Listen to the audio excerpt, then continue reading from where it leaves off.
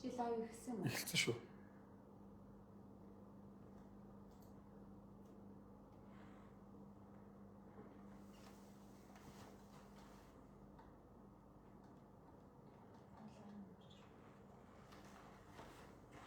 Ингээ оролт би.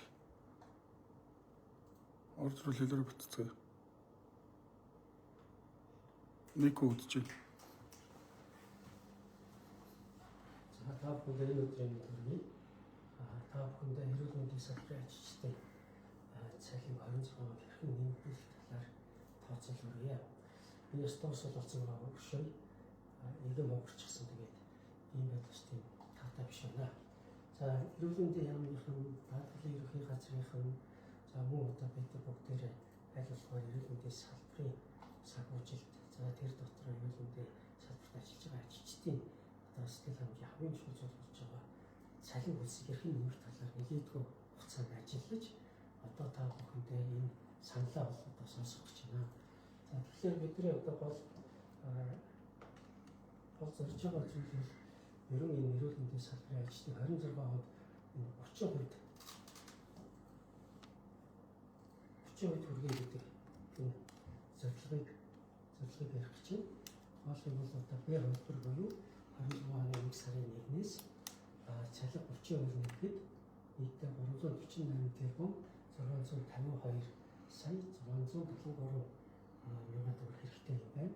За үүнийгээ бид одоо дахин үйлдвэрчний эвлийнхэнтэйгээ ярьсанчлан дахин нэмээд 2022 онд эрүүл мэндийн салбарын ажилчдын цагийг 3 сая төгрөг хүргэх хамтын хилцээртэй одоо хүрэх энэ боломжийг илэрхийлээд энэ хэлж байгаа.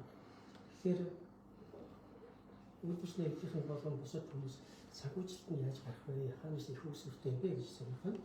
За мэдээж нэгт бол төсөл бид 191 тэрбум төгрөгийг төсөлд бол суулгаад байгаа.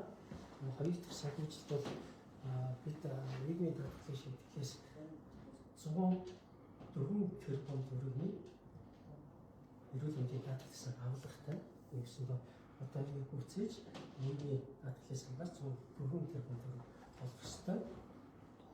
За дараагийн чухал их үүсвэр юм бол бид байг яриад байгаа тийм үү? Эрүүл мэндийн даатгалын санхүүгийн сахилгаттай байлгаж чадвал санхүүг зөв байлгаж чадвал бид дахиад энэ дээр 200-аас 300 тэрбум төгрөг хэрэглээд гаргаж боломж байгаа. Ингээд бодох юм бол бидэнд одоо байгаа юу бол энэ 500 тэрбум төгрөгийг нэлээд төхөд очиж байгаа. Тийм одоо төвхтэй асуудал биш байна гэдгийг харж байна. За дээрээс нь бид санхүүжилтийн тогтолцоон дээр бас нэг өөрчлөлт санхүүгийн тогтолцоон дээр илүү оновчтой санхүүжилтийг хүний одоо аймаас эрүүл мэндэд ноцтой тохиолж байгаа өвчнүүдийг илүү санхүүжилтийг хэрэггүй зарим одоо зарцуулалтыг болгох гэх мэтлэнгээр ингээд энэ санхүүжилтийг бүртгүүлээд тэгээд одоо 2026 онд бид одоо эрүүл мэндийн салбарын ажилчдынхаа цагийг 11 сараас бид одоо 3 сая төгрөг нэгсэндээ 3 талын хилцээрд бол 2026 онд 3 жилийн хийсэн хилцээр 2026 онд 3 сая төгрөг гэсэн юм зорилготой байсан. Үүнийгээ биелүүлэх энэ гаргалгаа та бүхэн танилцуулж байгаамаа.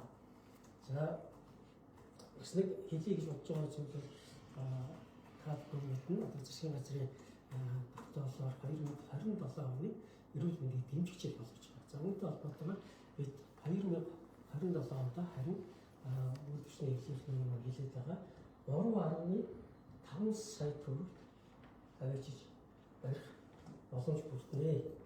Тэгэхээр 27 онд эрүүл мэндийн салбарын ажилтныг 3.5 сая төгрөгийг энэ зорилго маань ингэж хэрэгжинэ гэдэг энэ саналыг та бүхэндээ танилцуулж байна. За баярлалаа.